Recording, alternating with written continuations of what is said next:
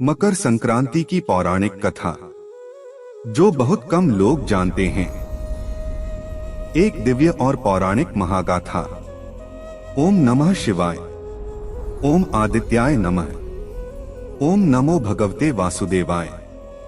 हे श्रद्धालु भक्तों, आज हम केवल एक पंचांग की तिथि की चर्चा नहीं कर रहे, बल्कि उस महामुहूर्त की बात कर रहे हैं जिसे स्वयं ब्रह्मा जी ने सृष्टि के प्रारंभ में निर्धारित किया था। मकर संक्रांति केवल ऋतु परिवर्तन नहीं, बल्कि जीव से शिव की ओर बढ़ने की यात्रा है। सूर्य और शनि, न्याय और तेज का अनूठा मिलन। सूर्य देव प्रकाश हैं और शनि देव अंधकार, न्याय। पौराणिक मान्यताओं के अनुसार सूर्य देव ने अपनी पत्नी छाया और पुत्र शनि का त्याग कर दिया था। शनि देव ने अपने अपमान का बदला लेने के लिए घोर तपस्या की और सूर्य देव के ही एक घर कुंभ राशि को जलाकर भस्म कर दिया। जब सूर्य देव विवश होकर अपने पुत्र के घर पहुंचे तो उनके पास देने के लिए कुछ नहीं था। शनि देव ने काले तिल से अपने पिता का स्वागत किया।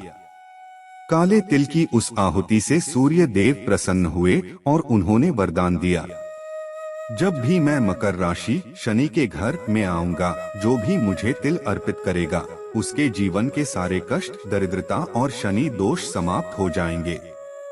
सीख यह कथा सिखाती है कि क्षमा और मेल मिलाप ही सबसे बड़ा पुण्य है। पिता का पुत्र के घर जाना इस बात का प्रतीक है कि ज्ञान सूर्य को भी कभी कभी कर्म शनि के सामने झुकना पड़ता है। भीष्म पितामह, मृत्यु पर विजय का रहस्य। महाभारत के युद्ध में जब भीष्म पितामह अर्जुन के बाणों से बिंध गए, तब सूर्य दक्षिणायन थे। शास्त्रों के अनुसार दक्षिणायन में मृत्यु होने पर जीव को पुनर्जन्म के चक्र में फंसना पड़ता है। भीष्म जानते थे कि मकर संक्रांति के दिन स्वर्ग के द्वार खुलते हैं। उन्होंने 58 दिनों तक तीक्ष्ण बाणों की शैया पर मृत्यु को रोक कर रखा। जैसे ही सूर्य ने मकर राशि में प्रवेश किया, भीष्म ने अपनी आंखें खोलीं और भगवान कृष्ण के चरणों में ध्यान लगाते हुए अपने प्राण त्यागे। इसे भीष्म अष्टमी के पुण्य फल से भी जोड़ा जाता है। गंगा अवतरण, मोक्ष की अविरल धारा। क्या आप जानते हैं कि मकर संक्रांति का संबंध मां गंगा से भी है? यही वह पावन दिन था जब महाराज भगीरथ के पीछे पीछे चलती हुई मां गंगा कपिल मुनि के आश्रम से होते हुए सागर में जा मिली थीं। भगीरथ के 60,000 पूर्वजों का उद्धार इसी दिन हुआ था। इसीलिए गंगा सागर में इस दिन स्नान का फल अनंत माना गया है। सब तीर्थ बार बार, गंगा सागर एक बार। तिल, गुड़ और खिचड़ी सामूहिकता का प्रतीक।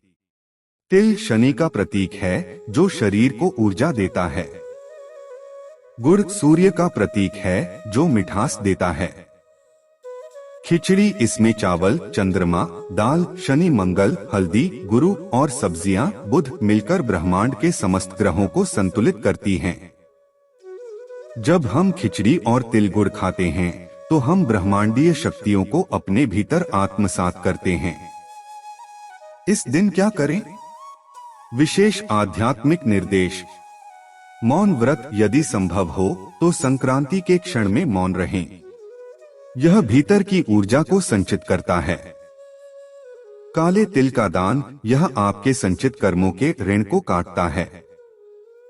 उड़द की दाल की खिचड़ी, यह राहु और शनि के दोषों का निवारण करती है। गौ सेवा, इस दिन गाय को गुड़ और तिल खिलाने से 33 कोटि देवताओं का आशीर्वाद मिलता है। संकल्प और प्रार्थना। हे भक्तों, जब आज आप पतंग को आकाश की ऊंचाइयों को छूते देखें तो याद रखना कि आपकी आत्मा भी उस पतंग की तरह है। विवेक की डोर थामे रखें ताकि आप भी परमात्मा के आकाश में ऊंची उड़ान भर सकें। आइए प्रार्थना करें। हे भास्कर, जैसे आप अंधकार चीर कर उदय होते हैं, हमारे भीतर के अज्ञान को भी नष्ट करें। हमें अंधकार से प्रकाश की ओर ले चलें।